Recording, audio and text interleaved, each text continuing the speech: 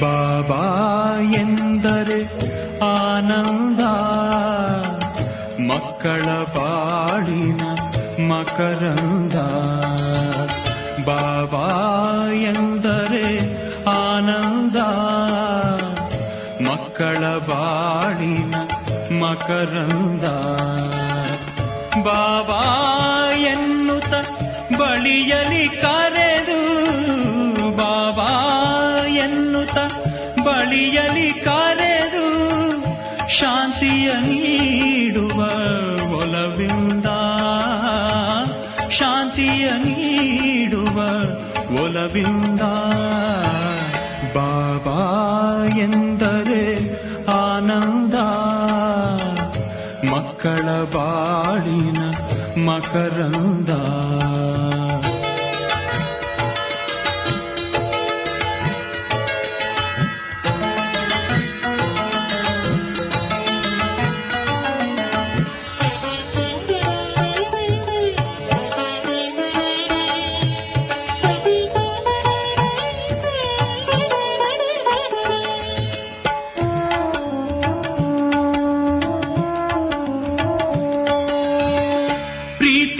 ಚಿಲುಮೆಯೇ ಬಾಬಾ,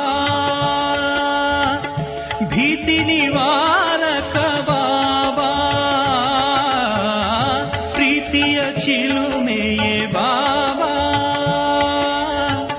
ಭೀತಿ ನಿವಾರಕ ಬಾಬಾ.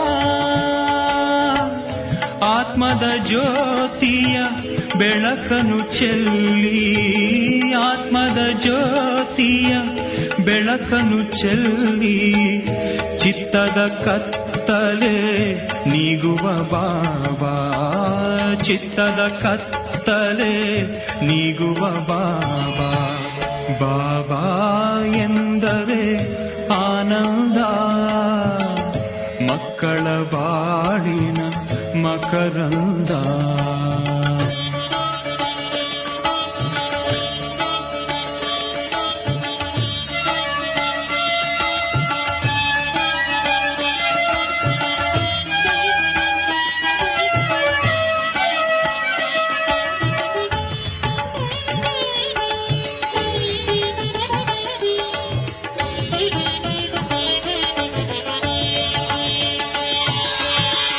ಮಕ್ಕಳ ತಂದೆಯೇ ಬಾಬಾ, ಜ್ಯೋತಿ ಸ್ವರೂಪನೇ ಬಾಬಾ. ಮಕ್ಕಳ ತಂದೆಯೇ ಬಾಬಾ, ಜ್ಯೋತಿ ಸ್ವರೂಪನೇ ಬಾಬಾ. ಆತ್ಮದ ಮಾರ್ಗದಿ ಮುಂದಕ್ಕೆ ನಡೆಯೇ, ಆತ್ಮದ ಮಾರ್ಗದಿ ಮುಂದಕ್ಕೆ ನಡೆಯೇ, ಮುಕ್ತಿಯ ದಾರಿಯ ತೋರುವ ಬಾಬಾ, ಮುಕ್ತಿಯ ದಾರಿಯ ತೋರುವ ಬಾಬಾ. ಬಾಬಾ ಎಂದರೆ ಆನಂದ, ಮಕ್ಕಳ ಬಾಳಿನ ಮಕರಂದ.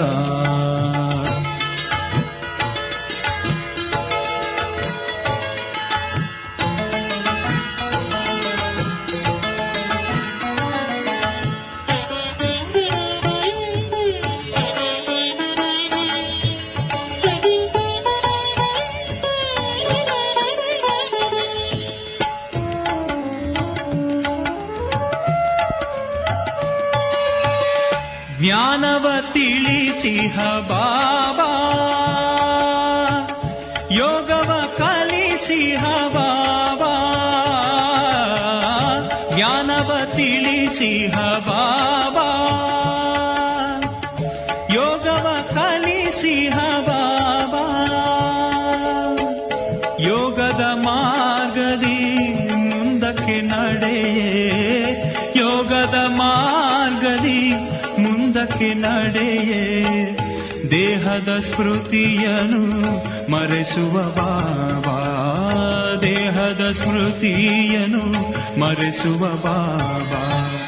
ಬಾಬಾ ಎಂದರೆ ಆನಂದ, ಮಕ್ಕಳ ಬಾಳಿನ ಮಕರಂದ. ಬಾಬಾ ಬಾಬಾ ಎಂದರೆ ಆನಂದ, ಮಕ್ಕಳ ಬಾಳಿನ ಮಕರಂದ.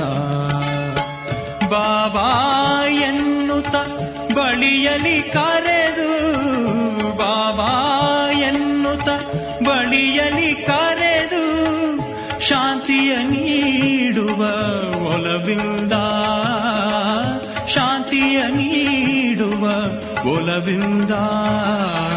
ಬಾಬಾ ಎಂದರೆ ಆನಂದ, ಮಕ್ಕಳ ಬಾಳಿನ ಮಕರಂದ. ಬಾಬಾ ಎಂದರೆ ಆನಂದ, ಮಕ್ಕಳ ಬಾಳಿನ ಮಕರಂದ.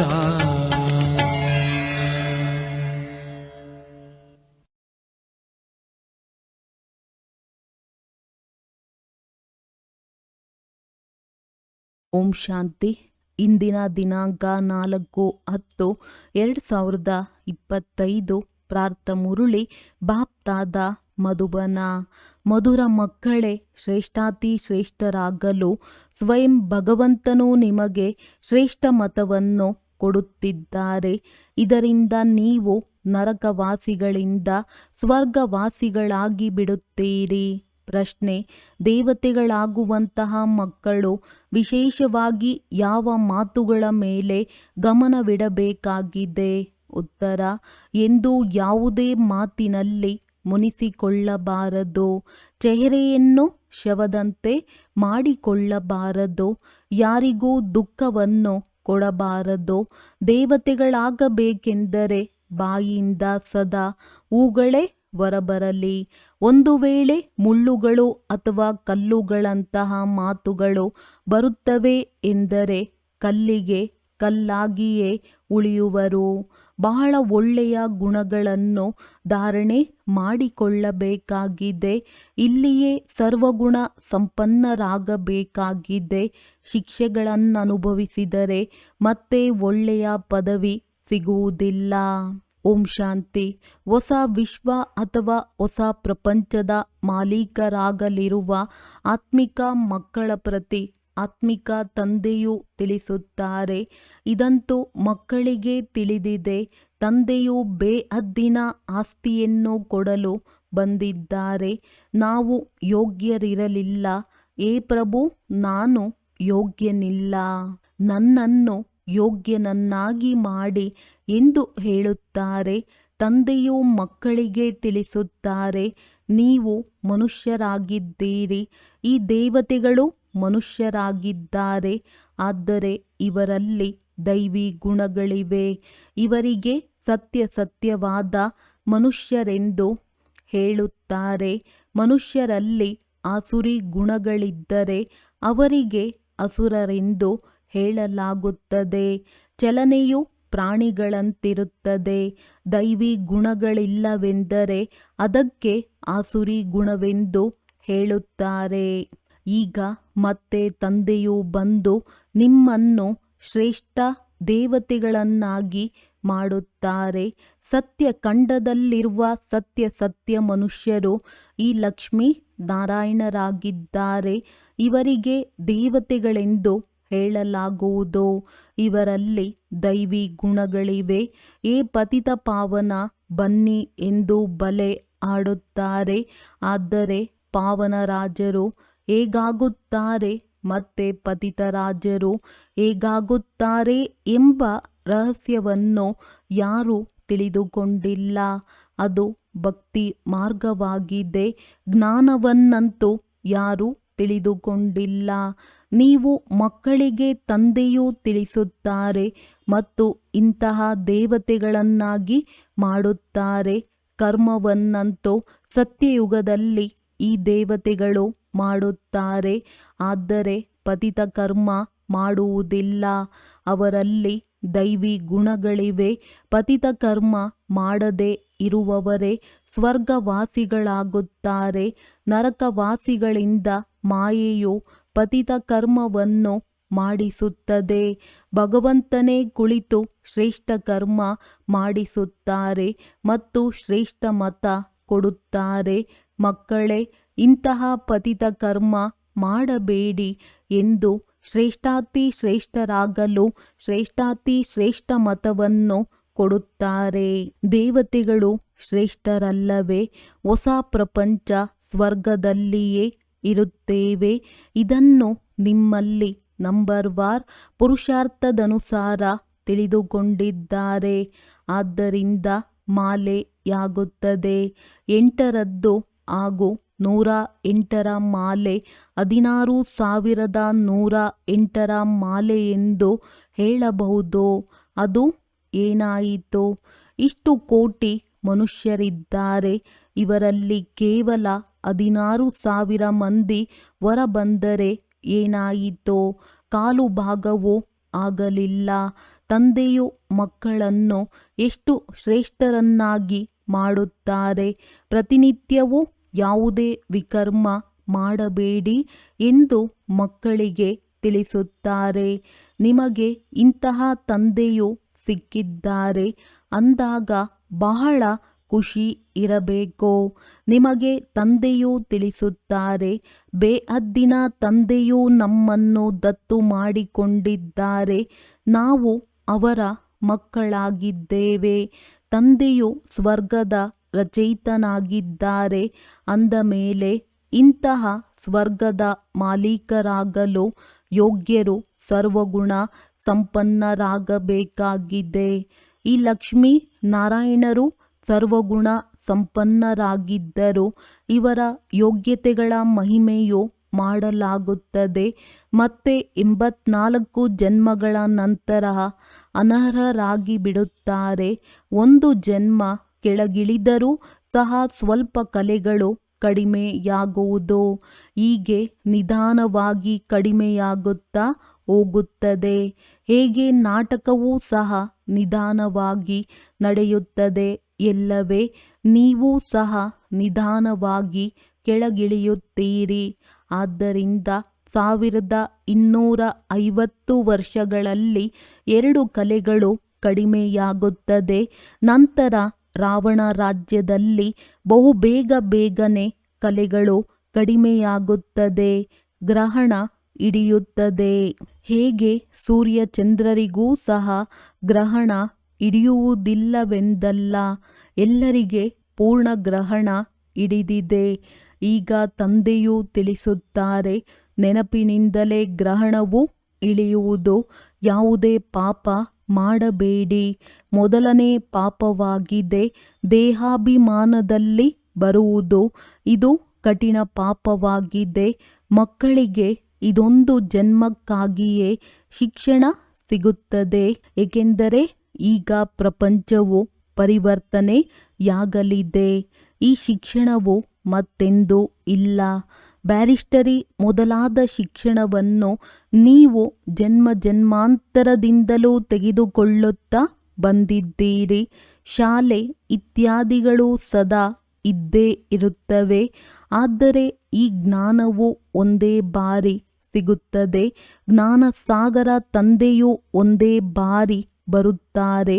ಅವರು ತಮ್ಮ ಮತ್ತು ತಮ್ಮ ರಚನೆಯ ಆದಿ ಮಧ್ಯ ಅಂತ್ಯದ ಸಂಪೂರ್ಣ ಜ್ಞಾನವನ್ನು ತಿಳಿಸುತ್ತಾರೆ. ತಂದೆಯು ಎಷ್ಟು ಸಹಜವಾಗಿ ತಿಳಿಸುತ್ತಾರೆ. ನೀವಾತ್ಮರು ಪಾತ್ರಧಾರಿಗಳಾಗಿದ್ದೀರಿ. ಆತ್ಮಗಳು ತಮ್ಮ ಮನೆಯಿಂದ ಬಂದು ಇಲ್ಲಿ ಪಾತ್ರವನ್ನಭಿನಯಿಸುತ್ತೀರಿ. ಅದಕ್ಕೆ ಮುಕ್ತಿಧಾಮವೆಂದು ಹೇಳಲಾಗುವುದು. ಸ್ವರ್ಗವು ಜೀವನ್ಮುಕ್ತಿಧಾಮವಾಗಿದೆ. ಇಲ್ಲಂತೂ ಜೀವನ ಬಂಧನವಿದೆ. ಈ ಶಬ್ದವನ್ನು ಯಥಾರ್ಥ ರೀತಿಯಲ್ಲಿ ನೆನಪಿಟ್ಟುಕೊಳ್ಳಬೇಕು. ಮೋಕ್ಷವೆಂದು ಆಗುವುದಿಲ್ಲ. ಮೋಕ್ಷ ಸಿಗಬೇಕು ಅರ್ಥಾತ್ ಜನನ ಮರಣ ಚಕ್ರದಿಂದ ಮುಕ್ತರಾಗಬೇಕೆಂದು ಮನುಷ್ಯರು ಹೇಳುತ್ತಾರೆ. ಆದರೆ ಪಾತ್ರದಿಂದ ಹೊರಬರಲು ಸಾಧ್ಯವೇ? ಇದು ಅನಾದಿ ಮಾಡಿ ಮಾಡಲ್ಪಟ್ಟ ಆಟವಾಗಿದೆ. ವಿಶ್ವದ ಇತಿಹಾಸ ಭೂಗೋಳವು ಚಾಚೂ ತಪ್ಪದೆ ಪುನರಾವರ್ತನೆಯಾಗುತ್ತದೆ. ಸತ್ಯಯುಗದಲ್ಲಿ ಅದೇ ದೇವತೆಗಳು ಬರುತ್ತಾರೆ. ನಂತರ ಕೊನೆಯಲ್ಲಿ ಇಸ್ಲಾಮಿಗಳು, ಬೌದ್ಧರು, ಮೊದಲಾದವರೆಲ್ಲರೂ ಬರುತ್ತಾರೆ. ಈ ಮಾನವ ವಂಶವೃಕ್ಷವಾಗಿ ಬಿಡುತ್ತದೆ. ಇದರ ಬೀಜವು ಮೇಲಿದ್ದಾರೆ. ತಂದೆಯು ಮನುಷ್ಯ ಸೃಷ್ಟಿಯ ಬೀಜರೂಪವಾಗಿದ್ದಾರೆ. ಮನುಷ್ಯ ಸೃಷ್ಟಿಯಂತೂ ಇದೇ ಇರುತ್ತದೆ. ಆದರೆ ಸತ್ಯಯುಗದಲ್ಲಿ ಬಹಳ ಚಿಕ್ಕದಾಗಿರುತ್ತದೆ. ನಂತರ ನಿಧಾನವಾಗಿ ಬಹಳ ವೃದ್ಧಿಯಾಗುತ್ತಾ ಹೋಗುತ್ತದೆ. ಒಳ್ಳೆಯದು. ಮತ್ತೆ ಚಿಕ್ಕದು ಹೇಗಾಗುವುದು? ತಂದೆಯು ಬಂದು ಪತಿತರಿಂದ ಪಾವನರನ್ನಾಗಿ ಮಾಡುತ್ತಾರೆ. ಬಹಳ ಕೆಲವರೇ ಪಾವನರಾಗುತ್ತಾರೆ. ಕೋಟಿಯಲ್ಲಿ ಕೆಲವರೇ ಬರುತ್ತಾರೆ. ಅರ್ಧಕಲ್ಪ ಬಹಳ ಕೆಲವರೇ ಇರುತ್ತಾರೆ. ಇನ್ನರ್ಧಕಲ್ಪದಲ್ಲಿ ಇನ್ನೆಷ್ಟೋ ವೃದ್ಧಿಯಾಗುತ್ತದೆ ಅಂದಾಗ ಎಲ್ಲರಿಗಿಂತ ಹೆಚ್ಚು ಸಂಪ್ರದಾಯವು ಆ ದೇವತೆಗಳದ್ದಿರಬೇಕು. ಏಕೆಂದರೆ ಇವರೇ ಮೊಟ್ಟ ಮೊದಲಿಗೆ ಬರುತ್ತಾರೆ. ಆದರೆ ಬೇರೆ ಬೇರೆ ಧರ್ಮಗಳಲ್ಲಿ ಹೊರಟು ಹೋಗುತ್ತಾರೆ. ಏಕೆಂದರೆ ತಂದೆಯನ್ನೇ ಮರೆತು ಹೋಗಿದ್ದಾರೆ. ಇದು ನಂಬರ್ 1 ವಿಸ್ಮೃತಿಯ ಆಟವಾಗಿದೆ. ಮರೆಯುವುದರಿಂದಲೇ ಕಂಗಾಲರಾಗಿ ಬಿಡುತ್ತೀರಿ. ಮರೆಯುತ್ತಾ ಒಮ್ಮೆಲೆ ಮರೆತು ಹೋಗುತ್ತೀರಿ. ಭಕ್ತಿಯನ್ನು ಸಹ ಮೊದಲು ಒಬ್ಬರದ್ದನ್ನು ಮಾಡುತ್ತಾರೆ. ಏಕೆಂದರೆ ಸರ್ವರ ಸದ್ಗತಿ ಮಾಡುವವರು ಒಬ್ಬರೇ ಆಗಿದ್ದಾರೆ. ಅಂದ ಮೇಲೆ ಮತ್ಯಾರಿಗಾದರೂ ಭಕ್ತಿಯನ್ನೇಕೆ ಮಾಡಬೇಕು? ಈ ಲಕ್ಷ್ಮೀ ನಾರಾಯಣರನ್ನೂ ಸಹ ಹೀಗೆ ಮಾಡುವವರು ಶಿವನಲ್ಲವೇ? ಕೃಷ್ಣನು ಹೇಗಾಗುವರು? ಇದು ಸಾಧ್ಯವೇ ಇಲ್ಲ. ಕೃಷ್ಣನು ರಾಜಯೋಗವನ್ನು ಕಲಿಸಲು ಸಾಧ್ಯವಿಲ್ಲ. ಅವನು ಸತ್ಯಯುಗದ ರಾಜಕುಮಾರನಾಗಿದ್ದಾನೆ. ಎಷ್ಟೊಂದು ತಪ್ಪು ಮಾಡಿಬಿಟ್ಟಿದ್ದಾರೆ. ಬುದ್ಧಿಯಲ್ಲಿ ಕುಳಿತುಕೊಳ್ಳುವುದೇ ಇಲ್ಲ. ಈಗ ತಂದೆಯು ತಿಳಿಸುತ್ತಾರೆ, ನನ್ನನ್ನು ನೆನಪು ಮಾಡಿ ಮತ್ತು ದೈವಿ ಗುಣಗಳನ್ನು ಧಾರಣೆ ಮಾಡಿ. ಯಾವುದೇ ಆಸ್ತಿಯ ಜಗಳ ಇತ್ಯಾದಿಗಳಿದ್ದರೆ ಅದನ್ನು ತೀರ್ಮಾನ ಮಾಡಿಕೊಳ್ಳಿ. ಜಗಳ ಮಾಡುತ್ತಾ ಪ್ರಾಣವು ಹೊರಟು ಹೋಗಬಹುದು. ಆದ್ದರಿಂದ ತಂದೆಯು ತಿಳಿಸುತ್ತಾರೆ, ಇವರೂ ಸಹ ಎಲ್ಲವನ್ನೂ ಬಿಟ್ಟಾಗ ಯಾವುದೇ ಜಗಳ ಮಾಡಿದರೆ ಕಡಿಮೆ ಸಿಕ್ಕಿದರೂ ಪರವಾಗಿಲ್ಲ. ಅದಕ್ಕೆ ಬದಲಾಗಿ ಎಷ್ಟೊಂದು ರಾಜ್ಯಭಾಗ್ಯವು ಸಿಕ್ಕಿತು.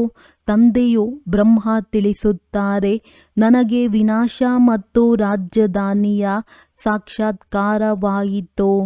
ಆಗ ಎಷ್ಟು ಖುಷಿಯಾಯಿತು. ನಮಗೆ ವಿಶ್ವದ ರಾಜ್ಯಭಾಗ್ಯ ಸಿಗಲಿದೆ ಅಂದ ಮೇಲೆ ಇದೆಲ್ಲ ಏನು ಎಂದೆನಿಸಿತ್ತು. ಯಾರು ಹಸಿವಿನಿಂದೇನೂ ಸಾಯುವುದಿಲ್ಲ.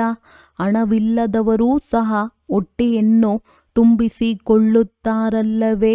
ಮೊಮ್ಮಾರವರು ಎಷ್ಟೊಂದು ನೆನಪು ಮಾಡುತ್ತಾರೆ. ತಂದೆಯು ತಿಳಿಸುತ್ತಾರೆ, ನೆನಪು ಮಾಡುತ್ತೀರಿ, ಇದಂತೂ ಸರಿಯಾಗಿದೆ. ಆದರೆ ಈಗ ಮೊಮ್ಮಾರವರ ನಾಮರೂಪವನ್ನು ನೆನಪು ಮಾಡಬಾರದು. ನಾವೂ ಸಹ ಅವರ ತರಹ ಧಾರಣೆ ಮಾಡಬೇಕಾಗಿದೆ. ನಾವೂ ಸಹ ಮೊಮ್ಮಾರವರ ತರಹ ಒಳ್ಳೆಯವರಾಗಿ ಗದ್ದಿಗೆಗೆ ಯೋಗ್ಯರಾಗಬೇಕು.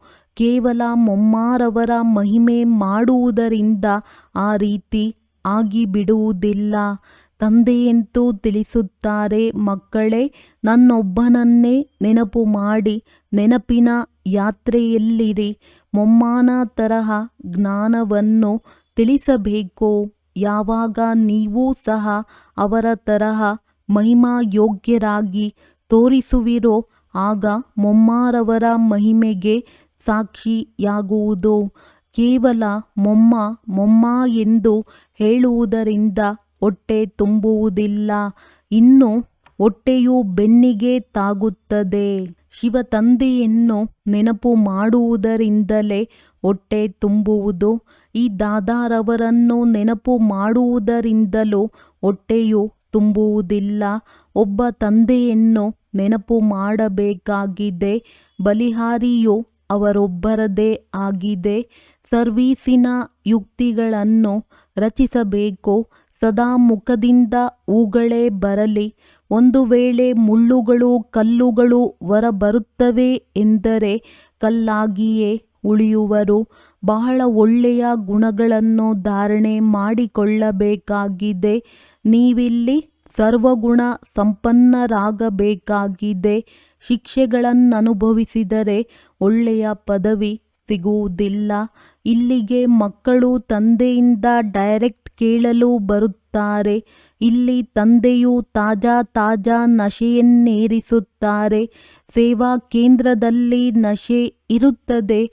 ಮತ್ತೆ ಮನೆಗೆ ಹೋಗಿ ಸಂಬಂಧಿ ಮೊದಲಾದವರನ್ನು ನೋಡಿದೊಡನೆಯೇ ಸಮಾಪ್ತಿ. ನಾವಿಲ್ಲಿ ತಂದೆಯ ಪರಿವಾರದಲ್ಲಿ ಕುಳಿತಿದ್ದೇವೆಂದು ನೀವು ತಿಳಿದುಕೊಳ್ಳುತ್ತೀರಿ. ಅಲ್ಲಿ ಆಸುರಿ ಪರಿವಾರವಿರುತ್ತದೆ. ಎಷ್ಟೊಂದು ಕಲಹಗಳಿರುತ್ತವೆ.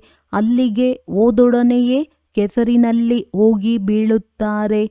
ಇಲ್ಲಾದರೆ ನೀವು ತಂದೆಯನ್ನು ಮರೆಯಬಾರದು. ಪ್ರಪಂಚದಲ್ಲಿ ಸತ್ಯವಾದ ಶಾಂತಿಯು ಯಾರಿಗೂ ಸಿಗುವುದಿಲ್ಲ. ಪವಿತ್ರತೆ, ಸುಖ, ಶಾಂತಿ, ಸಂಪತ್ತನ್ನು ತಂದೆಯ ವಿನಃ ಯಾರೂ ಕೊಡಲು ಸಾಧ್ಯವಿಲ್ಲ. ತಂದೆಯು ಆಯುಷ್ಮಾನ್ ಭವ, ಪುತ್ರವಾನ್ ಭವ ಎಂದು ಆಶೀರ್ವಾದ ಮಾಡುವುದಿಲ್ಲ. ಆಶೀರ್ವಾದದಿಂದ ಏನೂ ಸಿಗುವುದಿಲ್ಲ. ಇದು ಮನುಷ್ಯರ ತಪ್ಪಾಗಿದೆ. ಸನ್ಯಾಸಿ ಮೊದಲಾದವರು ಸಹ ಆಶೀರ್ವಾದ ಕೊಡಲು ಸಾಧ್ಯವಿಲ್ಲ. ಇಂದು ಆಶೀರ್ವಾದ ಕೊಡುತ್ತಾರೆ, ನಾಳೆ ತಾವೇ ಮರಣ ಹೊಂದುತ್ತಾರೆ. ಪೋಪರು ಸಹ ನೋಡಿ ಎಷ್ಟೊಂದು ಮಂದಿ ಬಂದು ಹೋಗಿದ್ದಾರೆ. ಗುರುಗಳ ಗದ್ದುಗೆಯೂ ನಡೆಯುತ್ತದೆ.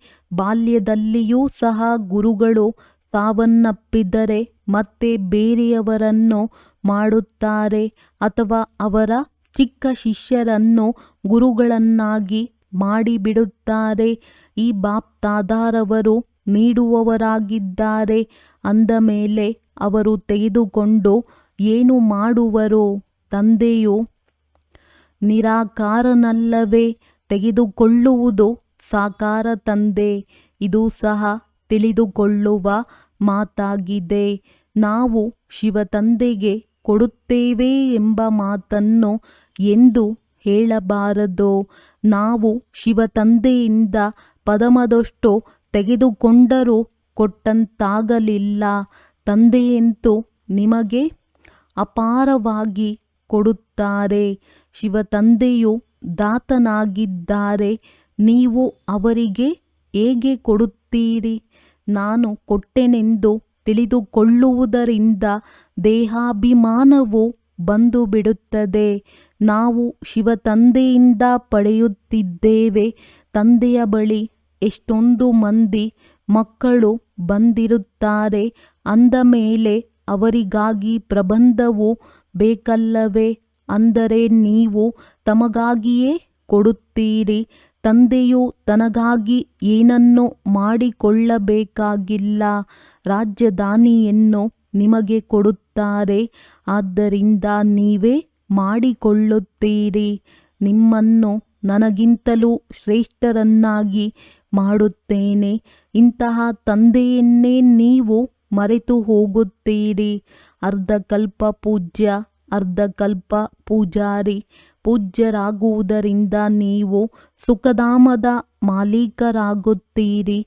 ಮತ್ತೆ ಪೂಜಾರಿಗಳಾದಾಗ ದುಃಖಧಾಮದ ಮಾಲೀಕರಾಗುತ್ತೀರಿ. ತಂದೆಯು ಯಾವಾಗ ಬಂದು ಸ್ವರ್ಗ ಸ್ಥಾಪನೆ ಮಾಡುತ್ತಾರೆಂದು ಯಾರಿಗೂ ತಿಳಿದಿಲ್ಲ. ಈ ಮಾತುಗಳನ್ನು ನೀವು ಸಂಗಮಯುಗಿ ಬ್ರಾಹ್ಮಣರೇ ತಿಳಿದುಕೊಂಡಿದ್ದೀರಿ. ತಂದೆಯು ಎಷ್ಟು ಚೆನ್ನಾಗಿ ತಿಳಿಸಿಕೊಡುತ್ತಾರೆ. ಆದರೂ ಸಹ ಬುದ್ಧಿಯಲ್ಲಿ ಕುಳಿತುಕೊಳ್ಳುವುದಿಲ್ಲ. ಹೇಗೆ ತಂದೆಯು ಯುಕ್ತಿಯಿಂದ ತಿಳಿಸುತ್ತಾರೆಯೋ ಅದೇ ರೀತಿ ತಿಳಿಸಿಕೊಡಬೇಕು. ಪುರುಷಾರ್ಥ ಮಾಡಿ ಇಷ್ಟು ಶ್ರೇಷ್ಠರಾಗಬೇಕು. ತಂದೆಯು ಮಕ್ಕಳಿಗೆ ತಿಳಿಸುತ್ತಾರೆ.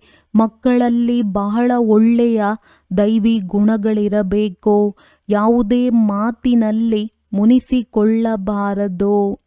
ಚೆಹರೆಯು ಶವದಂತಾಗಬಾರದು. ತಂದೆಯು ತಿಳಿಸುತ್ತಾರೆ, ಇಂತಹ ಯಾವುದೇ ಕೆಲಸವನ್ನು ಈಗ ಮಾಡಬೇಡಿ. ಚಂಡಿಕಾ ದೇವಿಯ ಮೇಳವು ಆಗುತ್ತದೆ. ಯಾರು ತಂದೆಯ ಮತದಂತೆ ನಡೆಯುವುದಿಲ್ಲವೋ, ಯಾರು ದುಃಖವನ್ನು ಕೊಡುವರೋ ಅಂಥವರಿಗೆ ಚಂಡಿಕಾ ಎಂದು ಹೇಳುತ್ತಾರೆ. ಇಂಥವರಿಗೂ ಮೇಳವು ನಡೆಯುತ್ತದೆ. ಮನುಷ್ಯರು ಅಜ್ಞಾನಿಗಳಲ್ಲವೇ, ಅರ್ಥವನ್ನು ತಿಳಿದುಕೊಂಡಿಲ್ಲ. ಯಾರಲ್ಲಿಯೂ ಶಕ್ತಿ ಇಲ್ಲ, ಅವರು ಕೇವಲ ಕೋಗಿಲೆ ಇದ್ದಂತೆ. ನೀವು ತಂದೆಯನ್ನು ಚೆನ್ನಾಗಿ ನೆನಪು ಮಾಡುತ್ತೀರಿ, ಆದ್ದರಿಂದ ನಿಮಗೆ ತಂದೆಯ ಮೂಲಕ ಶಕ್ತಿ ಸಿಗುತ್ತದೆ. ಆದರೆ ಇಲ್ಲಿದ್ದರೂ ಸಹ ಅನೇಕರ ಬುದ್ಧಿಯು ಹೊರಗೆ ಅಲೆದಾಡುತ್ತಿರುತ್ತದೆ. ಆದ್ದರಿಂದ ತಂದೆಯು ಹೇಳುತ್ತಾರೆ, ಇಲ್ಲಿ ಚಿತ್ರಗಳ ಮುಂದೆ ಕುಳಿತುಕೊಳ್ಳಿ, ಆಗ ನಿಮ್ಮ ಬುದ್ಧಿಯು ಇದರಲ್ಲಿ ಬ್ಯುಸಿಯಾಗಿರುವುದು. ಗೋಲ ಮತ್ತು ಏಣಿಯ ಚಿತ್ರದಲ್ಲಿ ತಿಳಿಸಿಕೊಡಿ. ಸತ್ಯಯುಗದಲ್ಲಿ ಬಹಳ ಕೆಲವರೇ ಮನುಷ್ಯರಿರುತ್ತಾರೆ. ಈಗಂತೂ ಅನೇಕ ಮನುಷ್ಯರಿದ್ದಾರೆ. ತಂದೆಯು ತಿಳಿಸುತ್ತಾರೆ, ನಾನು ಬ್ರಹ್ಮರವರ ಮೂಲಕ ಹೊಸ ಪ್ರಪಂಚದ ಸ್ಥಾಪನೆ ಮಾಡುತ್ತೇನೆ, ಹಳೆಯ ಪ್ರಪಂಚದ ವಿನಾಶ ಮಾಡಿಸುತ್ತೇನೆ. ಈಗೀಗೆ ಕುಳಿತು ಅಭ್ಯಾಸ ಮಾಡಬೇಕಾಗಿದೆ. ತಮ್ಮ ಬಾಯನ್ನು ತಾವೇ ತೆರೆಸಬಹುದು. ಒಳಗೆ ಏನಾದರೂ ಚಿಂತನೆ ನಡೆಯುತ್ತದೆಯೋ ಅದು ಹೊರಬರಬೇಕು. ನೀವು ಮೂಕರಂತೂ ಅಲ್ಲ ಅಲ್ಲವೇ? ಮನೆಯಲ್ಲಿ ಕೂಗಾಡಲು ಬಾಯಿ ಇರುತ್ತದೆ, ಜ್ಞಾನವನ್ನು ತಿಳಿಸಲು ಬಾಯಿ ತೆರೆಯುವುದಿಲ್ಲವೇ? ಚಿತ್ರಗಳು ಎಲ್ಲರಿಗೂ ಸಿಗುತ್ತವೆ. ತಮ್ಮ ಮನೆಯ ಕಲ್ಯಾಣ ಮಾಡಬೇಕೆಂಬ ಸಾಹಸವನ್ನಿಡಬೇಕು. ತಮ್ಮ ಕೋಣೆಯನ್ನು ಚಿತ್ರಗಳಿಂದ ಶೃಂಗರಿಸಿ, ಆಗ ನೀವು ಬ್ಯುಸಿಯಾಗಿ ಬಿಡುತ್ತೀರಿ. ಇದು ಹೇಗೆ ನಿಮ್ಮ ಗ್ರಂಥಾಲಯವಾಗಿ ಬಿಡುವುದು? ಅನ್ಯರ ಕಲ್ಯಾಣ ಮಾಡಲು ಚಿತ್ರಗಳನ್ನು ಹಾಕಬೇಕು. ಯಾರೇ ಬಂದರೂ ಸಹ ಅವರಿಗೆ ತಿಳಿಸಿಕೊಡಿ, ನೀವು ಬಹಳ ಸರ್ವಿಸ್ ಮಾಡಬಹುದು. ಸ್ವಲ್ಪ ಕೇಳಿದರೂ ಸಹ ಪ್ರಜೆಗಳಾಗಿ ಬಿಡುತ್ತಾರೆ. ತಂದೆಯು ಉನ್ನತಿಯ ಇಷ್ಟೊಂದು ಯುಕ್ತಿಗಳನ್ನು ತಿಳಿಸುತ್ತಾರೆ. ತಂದೆಯನ್ನು ನೆನಪು ಮಾಡಿದರೆ ನಿಮ್ಮ ವಿಕರ್ಮಗಳು ವಿನಾಶವಾಗುತ್ತವೆ. ಬಾಕಿ ಗಂಗೆಯಲ್ಲಿ ಒಮ್ಮೆಲೇ ಮುಳುಗಿ ಹೋದರೂ ಸಹ ವಿಕರ್ಮಗಳು ವಿನಾಶವಾಗುವುದಿಲ್ಲ. ಇದೆಲ್ಲವೂ ಅಂಧಶ್ರದ್ಧೆಯಾಗಿದೆ. ಹರಿದ್ವಾರದಲ್ಲಂತೂ ಇಡೀ ನಗರದ ಕಸವೆಲ್ಲವೂ ಬಂದು ನೀರಿನಲ್ಲಿ ಬೀಳುತ್ತದೆ. ಸಾಗರದಲ್ಲಿ ಎಷ್ಟೊಂದು ಕೊಳಕು ಬೀಳುತ್ತದೆ, ನದಿಗಳಲ್ಲಿಯೂ ಸೇರುತ್ತಿರುತ್ತವೆ. ಅಂದ ಮೇಲೆ ಅದರಿಂದ ಪಾವನರಾಗಲು ಹೇಗೆ ಸಾಧ್ಯ? ಮಾಯೆಯು ಎಲ್ಲರನ್ನೂ ಬುದ್ಧಿಹೀನರನ್ನಾಗಿ ಮಾಡಿಬಿಟ್ಟಿದೆ. ನನ್ನನ್ನು ನೆನಪು ಮಾಡಿ ಎಂದು ತಂದೆಯು ಮಕ್ಕಳಿಗೆ ತಿಳಿಸುತ್ತಾರೆ. ಏ ಪತಿತ ಪಾವನ, ಬನ್ನಿ ಎಂದು ನಿಮ್ಮ ಆತ್ಮವೇ ಕರೆಯುತ್ತದೆ ಎಲ್ಲವೇ? ಆ ನಿಮ್ಮ ಶರೀರದ ಲೌಕಿಕ ತಂದೆಯಂತೂ ಇದ್ದಾರೆ. ಪತಿತ ಪಾವನನು ಒಬ್ಬರೇ ತಂದೆಯಾಗಿದ್ದಾರೆ. ಈಗ ನಾವು ಆ ಪಾವನರನ್ನಾಗಿ ಮಾಡುವ ತಂದೆಯನ್ನು ನೆನಪು ಮಾಡುತ್ತೇವೆ. ಜೀವನ್ಮುಕ್ತಿದಾತನು ಅವರೊಬ್ಬರೇ ಆಗಿದ್ದಾರೆ, ಅನ್ಯರು ಯಾರೂ ಇಲ್ಲ. ಸಹಜವಾದ ಮಾತಿನ ಅರ್ಥವನ್ನು ಸಹ ಯಾರೂ ತಿಳಿದುಕೊಳ್ಳುವುದಿಲ್ಲ. ಒಳ್ಳೆಯದು. ಮಧುರಾತಿ ಮಧುರ ಅಗಲಿ ಹೋಗಿ ಮರಳಿ ಸಿಕ್ಕಿರುವ ಮಕ್ಕಳ ಪ್ರತಿ ಮಾತ್ಪಿತಾ ಬಾಪ್ತಾದರವರ ನೆನಪು, ಪ್ರೀತಿ ಹಾಗೂ ಸುಪ್ರಭಾತ. ಆತ್ಮಿಕ ಮಕ್ಕಳಿಗೆ ಆತ್ಮಿಕ ತಂದೆಯ ನಮಸ್ತೆ. ಧಾರಣೆಗಾಗಿ ಮುಖ್ಯ ಸಾರ. ಬಾಯಿಯಿಂದ ಜ್ಞಾನರತ್ನಗಳನ್ನು ಮಾತನಾಡುವ ಅಭ್ಯಾಸ ಮಾಡಬೇಕಾಗಿದೆ. ಎಂದು ಮುಖದಿಂದ ಕಲ್ಲುಗಳು ಅಥವಾ ಮುಳ್ಳುಗಳಂತಹ ಮಾತುಗಳು ಬರಬಾರದು. ತನ್ನ ಹಾಗೂ ಮನೆಯ ಕಲ್ಯಾಣ ಮಾಡಲು ಮನೆಯಲ್ಲಿ ಚಿತ್ರಗಳನ್ನು ಹಾಕಬೇಕು. ಅದರ ಬಗ್ಗೆ ವಿಚಾರ ಸಾಗರ ಮಂಥನ ಮಾಡಿ ಅನ್ಯರಿಗೆ ತಿಳಿಸಬೇಕು. ಬ್ಯುಸಿಯಾಗಿರಬೇಕಾಗಿದೆ. ತಂದೆಯಿಂದ ಆಶೀರ್ವಾದವನ್ನು ಬೇಡುವ ಬದಲು ಅವರ ಶ್ರೇಷ್ಠ ಮತದಂತೆ ನಡೆಯಬೇಕಾಗಿದೆ. ಬಲಿಹಾರಿಯು ಶಿವ ತಂದೆಯದ್ದಾಗಿದೆ. ಅದಕ್ಕೆ ಅವರನ್ನೇ ನೆನಪು ಮಾಡಬೇಕಾಗಿದೆ. ನಾವು ತಂದೆಗೆ ಇಷ್ಟು ಕೊಟ್ಟೆವೆಂಬ ಅಭಿಮಾನವು ಬರಬಾರದು. ವರದಾನ: ತಂದೆಯ ಸಮಾನ ಸ್ಥಿತಿಯ ಮೂಲಕ ಸಮಯವನ್ನು ಸಮೀಪ ತರುವಂತಹ ತತತ್ವಂ ವರದಾನಿ ಭವ. ತನ್ನತನವನ್ನು ಅಳಿಸಿ ಹಾಕುವುದು ಅರ್ಥಾತ್ ತಂದೆಯ ಸಮಾನ ಸ್ಥಿತಿಯಲ್ಲಿ ಸ್ಥಿತರಾಗಿ ಸಮಯವನ್ನು ಸಮೀಪ ತರುವುದು. ಎಲ್ಲಿ ನನ್ನತನ ದೇಹದಲ್ಲಿ ಅಥವಾ ತನ್ನ ಯಾವುದೇ ವಸ್ತುವಿನಲ್ಲಿ ತನ್ನತನ ಇದೆ, ಅಲ್ಲಿ ಸಮಾನತೆಯಲ್ಲಿ ಪರ್ಸೆಂಟ್ ಇದೆ. ಪರ್ಸೆಂಟೇಜ್ ಎಂದರೆ ಡಿಫೆಕ್ಟ್. ಈ ರೀತಿ ಡಿಫೆಕ್ಟ್ ಉಳ್ಳವರು ಎಂದೂ ಪರ್ಫೆಕ್ಟ್ ಆಗಲು ಸಾಧ್ಯವಿಲ್ಲ. ಪರ್ಫೆಕ್ಟ್ ಆಗಬೇಕಾದರೆ ತಂದೆಯ ಪ್ರೀತಿಯಲ್ಲಿ ಲವಲೀನರಾಗಿರಿ. ಸದಾ ಪ್ರೀತಿಯಲ್ಲಿ ಲವಲೀನರಾಗಿರುವುದರಿಂದ ಸಹಜವಾಗಿ ಅನ್ಯರನ್ನೂ ಸಹ ತಮ್ಮ ಸಮಾನ ಅಥವಾ ತಂದೆಯ ಸಮಾನ ಮಾಡಲು ಸಾಧ್ಯ. ಬಾಪ್ ದಾದಾ ತಮ್ಮ ಪ್ರೀತಿಯ ಮತ್ತು ಲವಲೀನರಾಗಿರುವಂತಹ ಮಕ್ಕಳಿಗೆ ಸದಾ ತತತ್ವಂನ ವರದಾನ ಕೊಡುತ್ತಾರೆ. ಸ್ಲೋಗನ್: ಪರಸ್ಪರ ಒಬ್ಬರಿಗೊಬ್ಬರ ವಿಚಾರಗಳಿಗೆ ಗೌರವ ಕೊಟ್ಟಾಗ ಸ್ವಯಂನ ರಿಕಾರ್ಡ್ ಒಳ್ಳೆಯದಾಗಿ ಬಿಡುವುದು. ಅವ್ಯಕ್ತ ಸೂಚನೆ: ಸ್ವಯಂನ ಮತ್ತು ಸರ್ವರ ಪ್ರತಿ ಮನ್ಸಾ ಮೂಲಕ ಯೋಗದ ಶಕ್ತಿಗಳ ಪ್ರಯೋಗ ಮಾಡಿ. ಮನ್ಸಾ ಸೇವೆಗಾಗಿ ಮನಸ್ಸು ಬುದ್ಧಿ ವ್ಯರ್ಥ ಯೋಚಿಸುವುದರಿಂದ ಮುಕ್ತರಾಗಬೇಕಾಗಿದೆ. ಮನ್ಮನಾಭವದ ಮಂತ್ರದ ಸಹಜ ಸ್ವರೂಪವಾಗಬೇಕಾಗಿದೆ. ಯಾವ ಶ್ರೇಷ್ಠ ಆತ್ಮಗಳ ಮನ್ಸಾ ಅರ್ಥಾತ್ ಸಂಕಲ್ಪ ಶ್ರೇಷ್ಠ ಮತ್ತು ಶಕ್ತಿಶಾಲಿಯಾಗಿದೆ, ಶುಭ ಭಾವನೆ ಶುಭ ಕಾಮನೆಯುಳ್ಳದ್ದಾಗಿದೆ, ಅವರು ಮನ್ಸಾ ಮೂಲಕ ಶಕ್ತಿಗಳ ದಾನ ಕೊಡುವಂತವರಾಗಿದ್ದಾರೆ. ಒಳ್ಳೆಯದು. ಓಂ ಶಾಂತಿ.